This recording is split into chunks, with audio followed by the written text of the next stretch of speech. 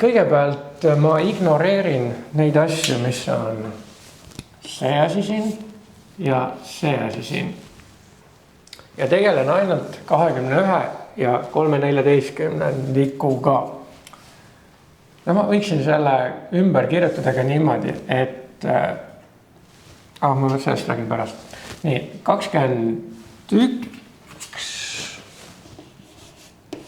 need on pika murrujoonu, sest see on 21 ühendikku ja see on 3/14. Siiamaani saad aru?